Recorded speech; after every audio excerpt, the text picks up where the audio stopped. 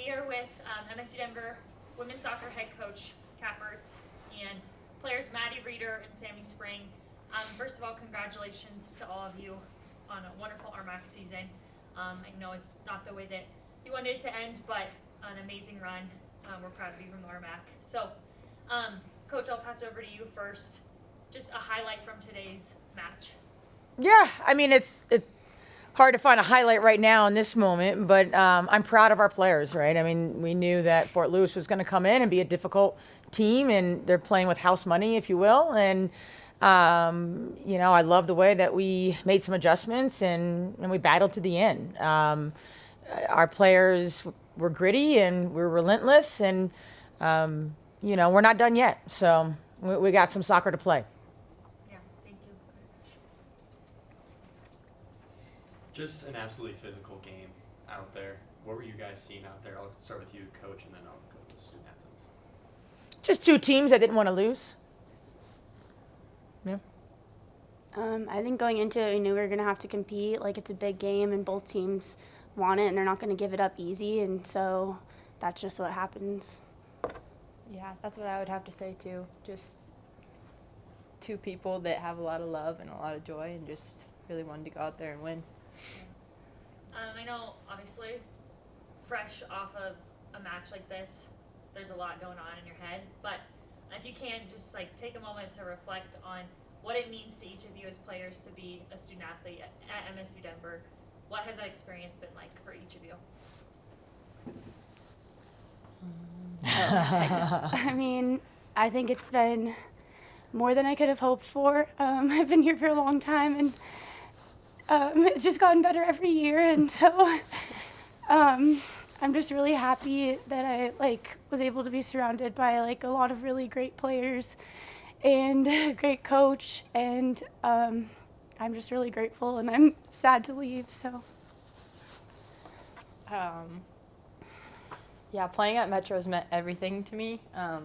I think me and Maddy are both out of state, but we've got a lot of out of state people, and our team's just like my second family. And we've said it all year, but there's so much love on our team, and we're all going to be friends for a long time. Coach, you see the emotion coming out of your players, and you talk about family, friends. What does that say to the program you've built here at MSU Denver? I'm just proud of them. I mean, the messages that we have been saying and trying to build up our culture is here, right? I mean, they're living it, they're speaking it, and we've worked hard on it. We've worked hard on the sense of where we want to be. We want to be playing in an RMAC championship, and we want to be playing in the NCAA tournament. And these players have really bought in, and not only to where we want to go and the goal and our vision, but to each other. And that, for me,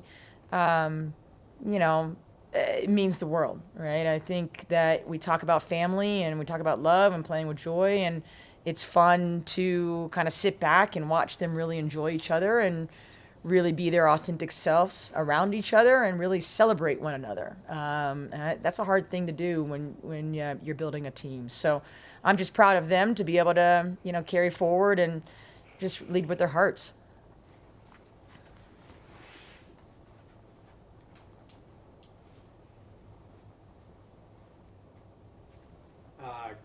Let's go back to the game a little bit. You could feel it at the end of the first half, you guys were starting to get momentum. You talked about making adjustments. Did you make adjustments heading into halftime? Because it seemed like it carried, and that's when that first goal kind of came. Yeah, it was real quick, less than a minute into the second half. But, no, I think, anytime you step on the field in a semifinal, the nerves are high, emotions are high, and, you're running around, you're exhausted within 10 minutes. And so our game changers came in and brought us energy. And that's what we've talked about all season, in the sense of how are they going to help change the game? How are they going to fix and solve things? And it's been just everyone embodies their role, and it's I'm going to be this today and I'm going to own it. And so that was the difference, really. Wasn't really anything tactically in the first half. And then second half, we just defended a little bit differently, and but they're a good team. I mean, they can move the ball around, and we knew that. And they were playing with nothing to lose. Can you take us through the goal from Monica? And Janelle's been playing really well of late, and to be able to get that goal really kind of sparked you guys there for a bit. Well, we've been working on set pieces and just kind of like that service into the box, and so really happy for Janelle, but most importantly, Monica. It was a beautiful header, and just executing and being disciplined within our roles and responsibilities, and that's something that we've talked about at halftime, and it paid off. Overtime, always a different time of game. You guys to play overtime in the regular season. I know. So I don't know how different that is for you guys, but I know it was Janelle that almost went in. I don't know how close that was, but how do you think the team played in overtime today? Yeah, that post, I think UCCS and us would like to have a moment with that post. Overtime is about grit. It's about heart. There was a couple times that we thought maybe so-and-so looked a little tired, and all of us were like, she's got to gut it out. At the end of the day, she's got to gut it out. And both of these ladies, and everyone on the team just put their heart out there. I mean, she's playing with a broken hand. She's pretty much playing with a broken foot. But there's no way that they want to come off the field at any time. And just to kind of take us through PKs a little bit, what you saw out there, it's a very different way to end a soccer match for sure. But what did you see out there today? And we've been working on PKs, and I was really confident with our order, and it was fun to see kind of Kayla step up and smash that home, and Taylor Matthews is a freshman, and she's been consistent all year, and so it's unlucky and good for them for the first save, but PKs aren't really enjoyable. So Maddy, you were on this field I think 6 years ago hitting a PK. What's it like out there? What's the emotion during the PK type of moment? I mean, it's always very emotional. I think like the stakes are pretty high, like especially for a soccer match. Like that's about as stressful as you can make it. But I told people, I'm like, you're on this team for a reason. Like you were chosen for a reason. We believe in you. And I think I kind of tried to tell myself that too. And I think everyone stepped up to the plate and like really delivered. And it was unfortunate. It was a great save. And it just is. It sucks to lose in PKs, but it is what it is, and I don't know, I'm really proud of us. So Coach says there's still soccer to be played.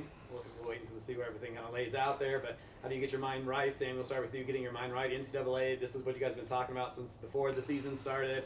What's that mindset going forward now? Yeah, I think Kat always says it, like she's like, take the night, and so I think like that's what our team's gonna do. I mean, this sucks, it hurts, but we'll take some time and we'll come back on Saturday and just get back to work. And there's a lot of energy. There's a lot of people that have the ability to bring that energy up.